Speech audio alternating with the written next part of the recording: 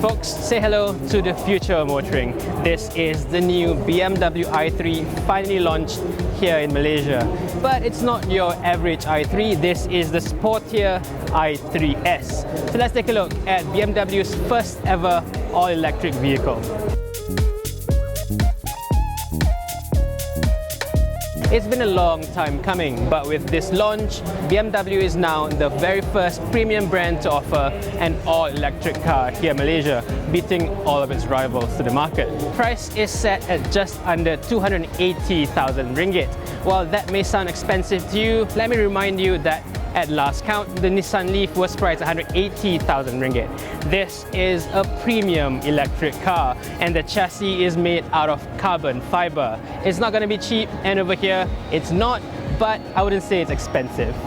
Speaking of that chassis, the i3 uses BMW's Live Drive architecture, the same one used in the i8 sports car. So at the top is the Live module, which houses the passengers and the interior, and it's fully built up using very lightweight carbon fiber. At the bottom is where the whole heavy battery pack is housed within an aluminium frame. So as you can see, the light bits on top, the heavy things at the bottom, and that creates a very low center of gravity for better driving dynamics, because this is, after all, a BMW, EV or not.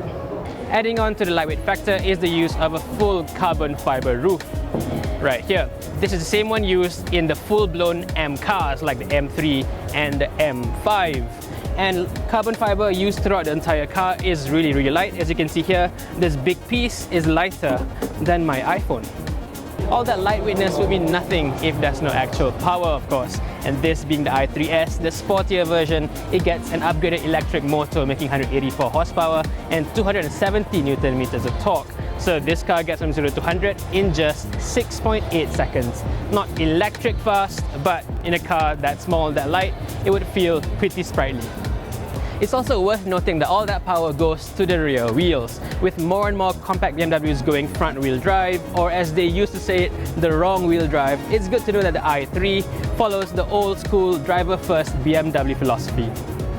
What's definitely not old school is the all-electric power plant. So let's talk about the driving range. This car is rated to do 350 kilometers based on the European WLTP test cycle. But BMW says a much more realistic real-world figure is around 260 kilometers. And this is obviously designed as a city car, not a long-distance cruiser, so that should be enough for most usage.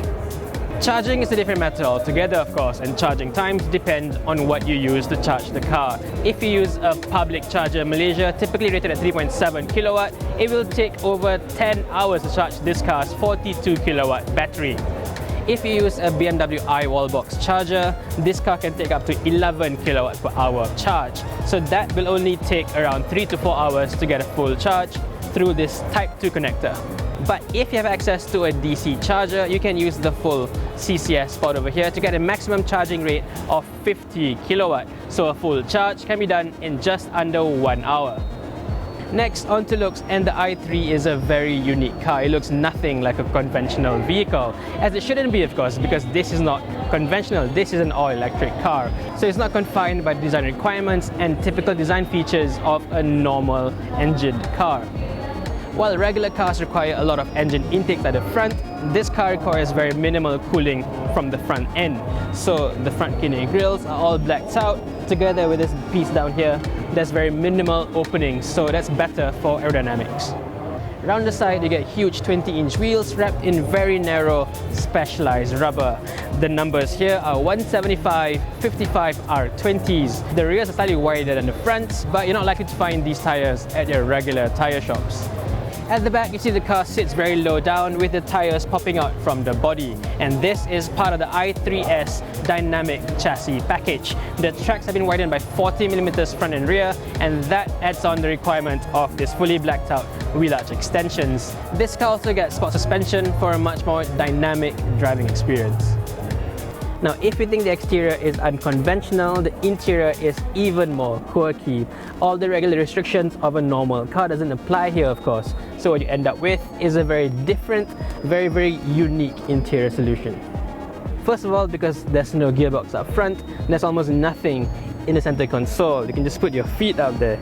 It's really spacious up here. And because there's no center console, there's no usual BMW joystick. So the gear lever has been moved on the front steering column. Another unique feature of this car is the use of a lot of recycled materials throughout the entire cabin. If you're the go green kind of guy, this could be the perfect car for you.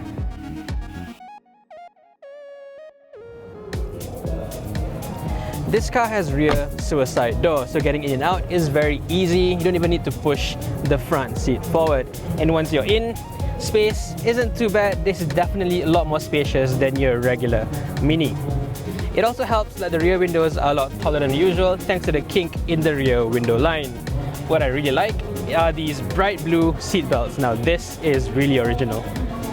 On to safety, this car gets the full BMW driving assistant package, and that includes autonomous emergency braking as well as adaptive cruise control. I think it's just plain weird that this small little car gets all those features that are missing on the more mass market 330i. That doesn't sit right with me. So there you have it, the very first premium all-electric car in Malaysia, the BMW i3s. Can you live with this car on a day-to-day basis? Let us know in the comment section below. Thank you for watching.